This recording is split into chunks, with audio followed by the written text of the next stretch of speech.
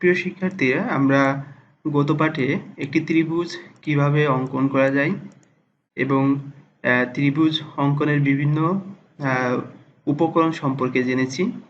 আজ আমরা ত্রিভুজের বিভিন্ন ত্রিভুজ অঙ্কনের ক্ষেত্রে বাহুর দৈর্ঘ্য এবং যদি কোণ দেয়া থাকে তাহলে আমরা কিভাবে ত্রিভুজ অঙ্কন করতে পারি। প্রিয় শিক্ষার্থী, আমরা প্রথমে ত্রিভুজ অঙ্কনের জন্য যে উপকরণগুলো ব্যবহার করেছিলাম তার মধ্যে ছিল আমরা স্কেল ব্যবহার করতে পারি, যে স্কেলগুলোর মাঝে ছিদ্র থাকে, অর্থাৎ কিছু স্কেলের মাঝে এরকম ছিদ্র দেওয়া থাকে, এই ছিদ্রের যুক্ত স্কেল ব্যবহার করতে পারি। পাশাপাশি আমরা এই কম্পাস ব্যবহার করতে পারি এবং ত্রিকোণী ব্যবহার করতে পারি। তবে সবচেয়ে সহজ বা ভালো উপায় হচ্ছে ত্রিকোণী ব্যবহার করা। যেমন যদি একটি ত্রিভুজের তিনটি বাহুর দৈর্ঘ্য দেয়া থাকে তাহলে আমরা কিভাবে সেই ত্রিভুজটি অঙ্কন করব। কারণ একটি ত্রিভুজের তিনটি বাহু দেয়া থাকতে পারে, দুইটি বাহু দেয়া থাকতে পারে, অর্থাৎ দুইটি বাহু একই এবং অপর বাহু ভিন্ন এরকম থাকতে পারে, যেমন সমদ্বিবাহু ত্রিভুজ। তাহলে আমরা প্রথমে দেখব যে যদি কোনো ত্রিভুজের বাহুর দৈর্ঘ্য দেয়া থাকে তাহলে সেই ত্রিভুজ কিভাবে অঙ্কন করা যায়। ওকে, আমরা ত্রিভুজ অঙ্কনের জন্য প্রথমে এই কম্পাসের সাহায্য নিয়ে এই ত্রিভুজের যে বাহুগুলো আছে সেই বাহু অনুসারে অঙ্কনের চেষ্টা করব। ওকে, প্রথমে আমরা এই যে ত্রিভুজের যে একটি বড় বাহু দেয়া আছে সেই বড় বাহু সমান করে একটি অংশ আমরা নিয়ে নিব।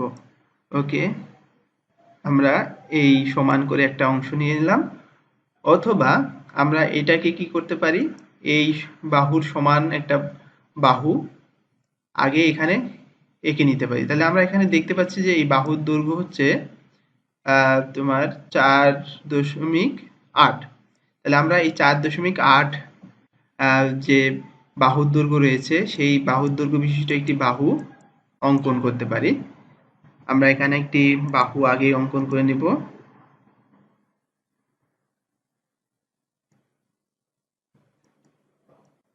ওকে, এই বাহুটা অবশ্যই আমার এই বাহুর সমান হতে হবে।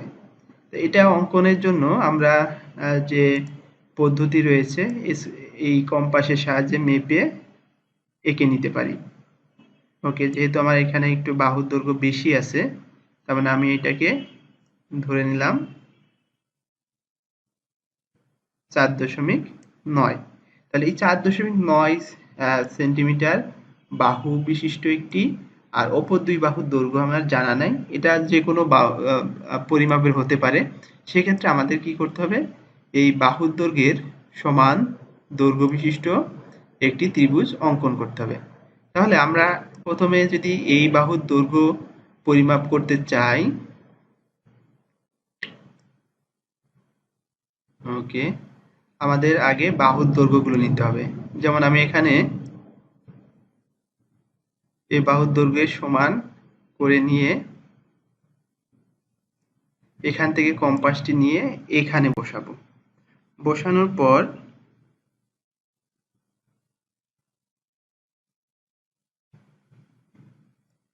এই যে বাহুটা আগে যে বাহুটা নেওয়া হয়েছিল সেই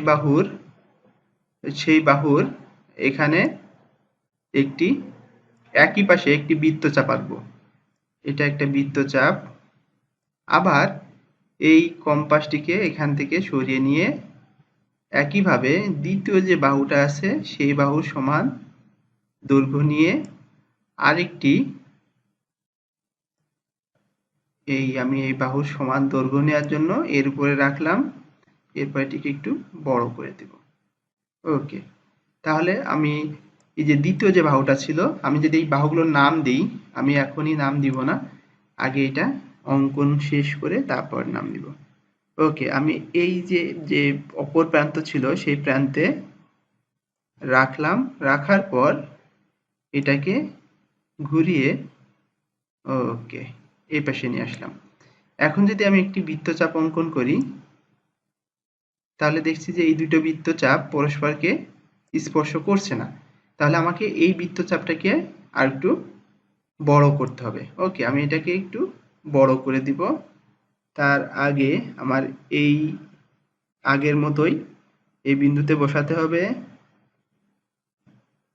তারপর আমার এটাকে এর সমান করতে হবে।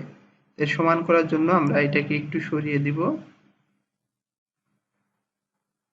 ওকে, এবার আমি যদি এইটা একটা রেখা টেনে দিই, এখন দেখো এটা একটা নির্দিষ্ট বিন্দুতে স্পর্শ করেছে। এখন আমার কাজ হচ্ছে এই দুইটা যে বৃত্তচাপ একটা বিন্দুতে স্পর্শ করলো, এটা হতে পারে আমরা যে কোনো বিন্দু নিতে পারি। ক বিন্দু নিলাম, এটা হচ্ছে ক বিন্দু। এটা ছিল খ এবং গ রেখা, এটা হচ্ছে খ এবং এটা হচ্ছে গ রেখা। তাহলে এই ক বিন্দু থেকে খ বিন্দু পর্যন্ত যদি একটি রেখা টানি, অর্থাৎ ক খ রেখা, এটা আমি যোগ করে দিব, এবং ক থেকে গ পর্যন্ত যদি আর একটা রেখা টানি, ওকে, তাহলে এই যে বাহুর দৈর্ঘ্য ছিল সেই বাহুর দৈর্ঘ্য অনুসারে ক খ হবে একটি ত্রিভুজ। এখন যদি সমদ্বিবাহু ত্রিভুজ আঁকতে বলে বা সমবাহু ত্রিভুজ আঁকতে বলে, এটা ছিল আমার বিষমবাহু ত্রিভুজ, যেহেতু তিনটা বাহুই অসমান। এখন যদি সমবাহু ত্রিভুজ আঁকতে বলে, সেক্ষেত্রে আমরা কিভাবে আঁকবো? সমবাহু মানে হচ্ছে সবগুলো বাহু সমান। আমার যদি একটি বাহু এরকমের হয়, তাহলে অপর বাহুগুলো একইভাবে এরকমেরই হবে। তাহলে আমি এখানে এই যে একটি বাহু নিলাম, এই বাহুর সমান বাহু বিশিষ্ট আমার একটি ত্রিভুজ আঁকতে হবে। তাহলে আমরা আগের মতোই যদি এই বাহু ত্রিভুজটাকে আঁকতে চাই, তাহলে কম্পাসের সাহায্যে এই দৈর্ঘ্যটা আগে নিয়ে নিব। এখন আমি এটাকে একই পাশে দুইটা বৃত্তচাপ আঁকবো। তাহলে এটা একটা বৃত্তচাপ আঁকার জন্য প্রথমে আমরা এখানে যে রয়েছে, কম্পাসের যে অংশ রয়েছে, আমরা যদি এইভাবে একটি বৃত্তচাপ আঁকি, অনুরূপভাবে আমরা এটাকে সরিয়ে এই প্রান্তে নিয়ে আসব এবং অনুরূপভাবে আমরা এটাকে ঘুরিয়ে এখানে নিব এবং একটি বৃত্তচাপ আঁকবো। তাহলে এই যে দুইটা বৃত্তচাপ পরস্পর একটা বিন্দুতে স্পর্শ করলো, এই বিন্দুটার নাম তোমরা যে কোনো কিছু দিতে পারো। তুমি যদি এটাকে ক খ রেখা লেখো, এটা যদি ক, এটা যদি খ, ক খ রেখা লিখো, তাহলে এটা হচ্ছে গ বিন্দু, তাহলে এটা হচ্ছে গ বিন্দু।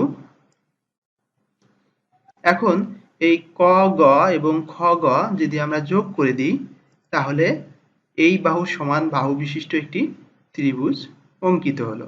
তাহলে এটির সবগুলো বাহুর দৈর্ঘ্যই সমান, এই জন্য এটাকে বলা হচ্ছে সমবাহু ত্রিভুজ। এখন সমদ্বিবাহুর ক্ষেত্রেও সেম, দুইটা বাহু সমান হবে আর একটি বাহু ভিন্ন হবে। তাহলে এটি আমরা পেয়ে গেলাম সমবাহু ত্রিভুজ। অনুরূপভাবে যদি সমদ্বিবাহু ত্রিভুজ আঁকতে চাই, অর্থাৎ একটি বাহুর দৈর্ঘ্য এটা আর অপর বাহুর দৈর্ঘ্য হবে, মনে করো যে এটা, তাহলে সেক্ষেত্রে আমরা কিভাবে এই ত্রিভুজটি অঙ্কন করতে পারি?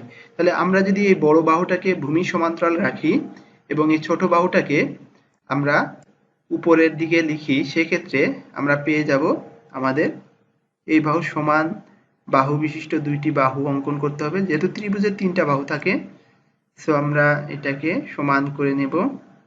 নেয়ার পর আমি এই যে বাহুটা ছিল বড় বাহুটা, সেই বাহুর উপরে এটাকে বসিয়ে দিব এবং আগের মতোই এটাকে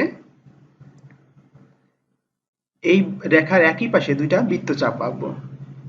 ওকে, এই একটা বৃত্তচাপ, আবার এটাকে সরিয়ে এই পাশে নিয়ে আসবো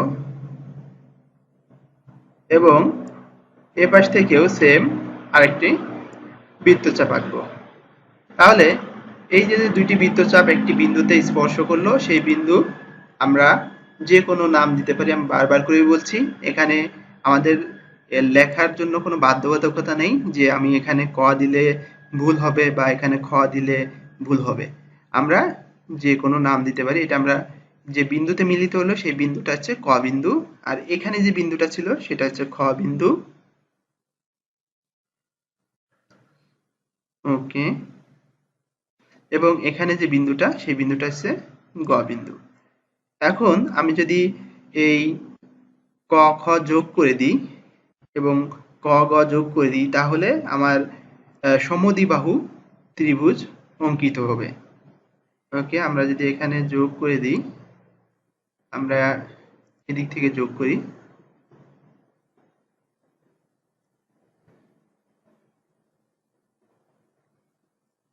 ওকে, এরপর আমরা এদিক থেকে আরেকটি রেখা টেনে যোগ করে দেব। ওকে, তাহলে এই যে ত্রিভুজটি, এটি হচ্ছে সমদ্বিবাহু ত্রিভুজ, মানে এই দুইটা বাহু সমান। এই দুইটা বাহু সমান, এই জন্য এই ত্রিভুজটির নাম হচ্ছে সমদ্বিবাহু ত্রিভুজ।